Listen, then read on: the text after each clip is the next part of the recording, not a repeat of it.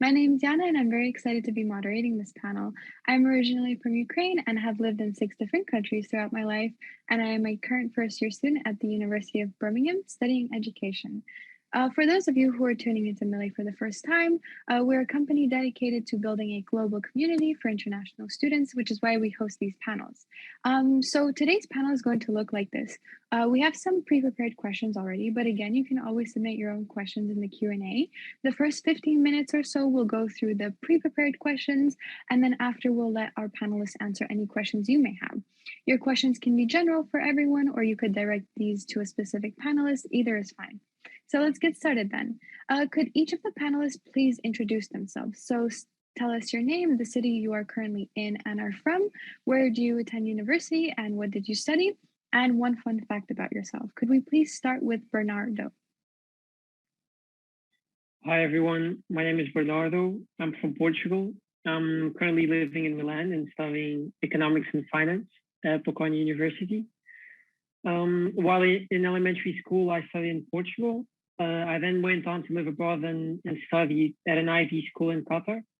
I lived there for 3 years and came back to Lisbon, where I completed my high school years. Hello, my name is Erkalym, and I was born and raised in Bishkek, Kyrgyzstan. Currently, I am actually in Bishkek, though I study at Erasmus University Rotterdam, which is in the Netherlands. I'm a first year and study communications and media. And one fun fact about myself is that my first word was actually et, which translates into meat in Kyrgyz. Okay, so hello everyone. My name is Adam Baumann, and I'm currently in Rotterdam, but I'm originally in the Netherlands, but I'm originally from Stockholm in Sweden. And I lived there until I was 16, where I moved to Switzerland and studied in an IB school there for 4 years. I'm currently at Erasmus University Rotterdam as well, and I study econometrics and economics, and I'm a third year there. A fun fact about me would be that I like extreme sports, especially in the water. Thank you guys for your introduction and your fun facts. We'll start off with the first question being, how did you overcome issues such as finding visas, accommodation, or funding, and what were the opportunities like for you? Okay, so even though I applied to some universities in the UK, I ultimately decided that I wouldn't go to study there. So in terms of visa, I didn't really require any, and I didn't have to do any applications for that. In terms of funding opportunities, I spent a lot of time looking into each university's website and the opportunities they offered. Some universities made this information very accessible, while others, I had to spend a little bit more time on their websites trying to find it. I think a very important point in terms of finding these opportunities is to start looking early. So really as soon as possible, because a lot of them require documents regarding your family's financial situation. And these can sometimes take quite a while to get. And in my case, for Bocconi, I had to ask for a lot of documents and get them translated from Portuguese to Italian, which ended up taking quite a while. In terms of accommodation, the most important thing again, I think, is to start looking early. So as soon as you've decided which university or where you'll be attending, where you'll be studying, start looking for accommodation. For me, during the first semester, lectures were still online, so I was still in Portugal. But then for the second semester, when I started applying for trying to find an apartment, I took quite a while, and it was really hard to find it. Also because the student residences are very competitive to get.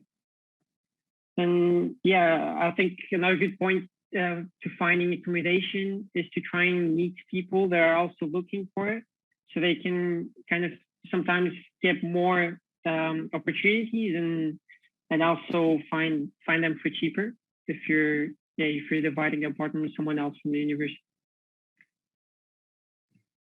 I pretty much agree with what Bernardo said on the fact that it's very important to start early. I would also advise that because especially when, for example, my country is outside of the European Union zone. And so it was a bit of more effort for me to work on my visa and all the practical questions. However, in terms of visas and documentation, mostly Erasmus University provided a lot of guidance on that, so I didn't have any problems with that. However, it was a great hassle for me to find an accommodation. It was like a big struggle for me. So a huge advice is definitely reach out to people, but be careful with scams. There are a lot of scammers who would want you to pay them, and then they actually won't provide you with any accommodation. Look out for that, but otherwise just keep looking and do not give up. Yeah, I agree with that quite a bit.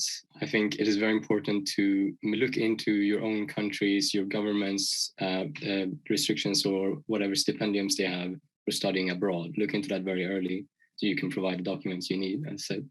But for accommodation, especially here in the Netherlands, it is very hard with student accommodation. So as said, I got scammed actually when I first came here in my first year. But it is very important to go to these very trusted associations. They have, I think, called Stadspartner, for example, which is for students where you can rent rooms. And it is very important to research that and look into trusted associations that could help you. Wonderful. Thank you for sharing your personal experiences and guiding students on how to search for information and ensuring that they start early so they don't have the same issues as you guys did. For the next question, do you have any tips of overcoming the language barriers as international students? This could concern academic writing or interacting with your fellow students socially. Yes, yeah, I think the main way to try and overcome these barriers and the fastest way really is to try and not be shy and try to interact with other students. Even if this might feel a bit unnatural in the beginning, they're probably also in the same situation as you. And yeah, if you just try to get through it and try to and keep on trying, eventually you'll start speaking well and interacting with others well. And yeah, I think also you can try to do some preparation. So once you know where you'll be studying, try to look into the language in which the course is, or also the language spoken in the country you're going to be in, to try and get a sense of what's going to be like. Yeah, definitely. I think what is also important is to try to indulge yourself into this English-speaking community even more. Maybe try to reach out to other people, watch your favorite shows or movies in English, read books in English, try to think in English as well. And then just keep in mind that a lot of students might be also struggling with the same problem, so you don't have to be embarrassed about it. And maybe in terms of academics, especially, just try to always have a dictionary with you, because during a lot of exams, you are actually allowed, in fact, to use dictionaries. Just double check it with your faculty. But yeah. Yeah, I agree. I think the most important thing is to not be afraid to really go out and try and apply yourself in a new language. But you should also know that there is a lot of help. There is a lot of, for example, language courses at your universities, which you can take. And that is also a good opportunity to just talk with people, to try and make some connections. And that also helps a lot when learning a new language.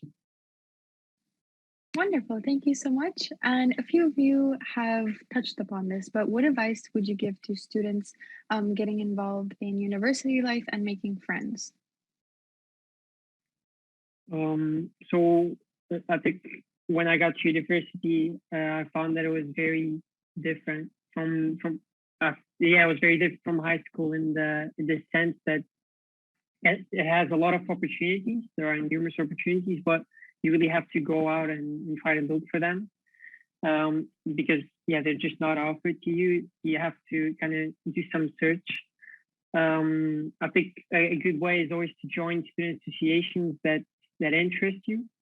In addition to doing something you like, you'll also get to meet new people and again overcome those language barriers. And be open to meeting new people and and take advantage as well of the different social events that are organized by your university and by university students. Especially in the first few weeks, a lot of, at least in Bocconi, this was the case. There were a lot of events, and yeah, these are always a good way to interact with others.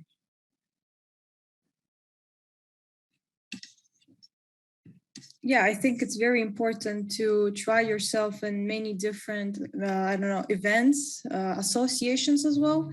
I also think that it's better to, for example, join something, try it and not like it, than not try it and then regret it later. Because, for example, me, I joined several associations, for example, International Students Rotterdam, and then I honestly found great friends there. Like I'm very happy that I am part of it.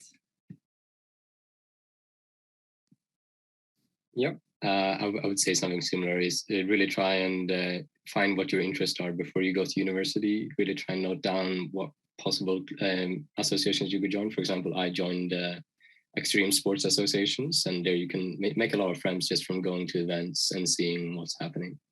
But I would also say that a very important thing is that you take full advantage of the introductory week, if there is one at your university, because that is really, I think, the best place to make friends when you first start. Wonderful insight in for the students on how to find students that are like-minded. And so joining like the societies and making sure you branch out and trying your best not to be shy in the first few weeks so they can kind of make the best group you can possibly find. And for the next question, could you let us know how you acclimatize to the academic life as an international student? So your transition from high school to university. So yeah, because I had studied at an international school. This helped a lot in terms of the language. So my English was already fine. In the beginning, I think it was hard because a lot of importance was given to written exams. So yeah, a lot of studying requiring for one exam, and I was used to more projects and a little bit tests more spread out throughout the year. And yeah, time management I think was also something that I tried to get used to. And you should try to get better at it as soon as possible, because when I got to university, since you have a lot of free time, let's say, and a lot of the studying is done by yourself, yeah, it can be sometimes quite hard to keep up with the studying. Just like Bernardo, I was also actually a student at an international school, and I did the IB program. So I was somewhat accustomed, I think, to this international environment in terms of academic at the university. But I think what is very important is to just read the requirements. What do they ask from you? Like, that's very important. And I remember before studying for my first exam, I was absolutely terrified of it because I didn't know what to expect. But after you write it, it gets better. It's not as terrifying as it looked before. Yeah, I agree with most of the points. I think it is very important that you make up a schedule for yourself, that you try and be a bit rigorous, because compared to high school, you have so much freedom that it's very easy to start procrastinating or start putting things so you cram all of it in maybe a week or something. But it's really important that you start making a schedule for yourself so that you can have like a normal life, so you don't have to cram in the last couple of days or something like that. Wonderful, guys. On the same topic of kind of acclimatizing to academic life, moving from high school, what was the particular interest for your location or for your course from your applications? Like, how did you decide what you wanted to study, and how did you decide what location you wanted to go to? So in terms of the location, I was quite unsure in the beginning. I focused more on trying to understand what course I wanted to do, and to try to get this. I just tried different things in high school. The Portuguese system, we have different areas, let's say, that you can follow, and I followed the sciences and technologies, which was a bit different from what taking science and technologies, I kind of got to understand that I wasn't really interested in it, and that I wouldn't like to follow it. And then in the summer of grade 11, I did a summer course about economics and business strategy, and I really liked it. So that's how I found it. In terms of the location, I applied to several universities, and then at the end, it really comes down to what's closest, and I think that's probably it. For me, actually, to be honest, I was not planning on studying in the Netherlands at all. But then I remember when my very close friend was filling out her application to that university, I got hooked. I was like, oh, wow, what is that university? I went to the website, checked what programs they offer. And then I was interested in studying something like journalism. And then I found this communication and media program, and I thought I really liked it based on what they offer. So I applied there as well. And then eventually when I got accepted, we together, like with my family, we made a decision, and I pretty much enjoyed the program so far. So the most importantly, it was what the university could offer me, which I really, really enjoyed. Yeah, for me, I think my decision was very based on the programs I had done through IB. I had done a lot of economics and a lot of math, and I just really enjoyed it. But at the time, I wasn't sure actually of what I wanted to do in my career or how I wanted to proceed. So I did take quite a wide course. Like the course I'm doing now is a double bachelor of econometrics and economics, which means it has quite a lot of different contents. And that was something I was aspiring for, to have a broad set of opportunities after graduation. But it is really just what you're interested in and what you can see yourself doing in the future. Wonderful, guys. Thank you so much. So before we close off, as our time is shortly ending, could you please answer a student question, which is, would you recommend a stricter budget or being a bit looser with your money as a student?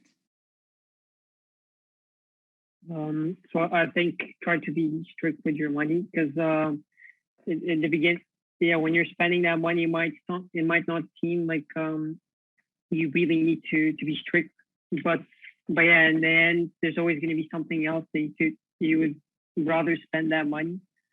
So on the things that you don't really need, be strict and focus on the essential. I think it also really depends on your family finances, depending on what they could actually afford. So if you're more on a tighter side, try to look for different scholarships. But I also think that probably in the long run, the education is a good investment. So just check with your family finances. Yeah, I also think it's quite good to try and maybe at first have a bit of a stricter budget, so you see exactly how much you need to spend. And then when you have that, you can try and maybe have a bit of a looser budget once you need how much you need for necessity. And then you can have some fun on the side. Wonderful, guys. Thank you so much. Unfortunately, we're at the end of our time, but thank you for taking your time to talk to students today and give wonderful insights on what the key highlights are for visas, accommodation, money, coping with a new country and lifestyle, and the things to watch out for, such as little scams that they could persuade onto students. So thank you so much for being so open and honest with all of us. And thank you to the viewers. I am sure you can all agree that our amazing panelists have done a fantastic job and provided some crucial information and a guide around your decision making for your next steps. Thank you so much.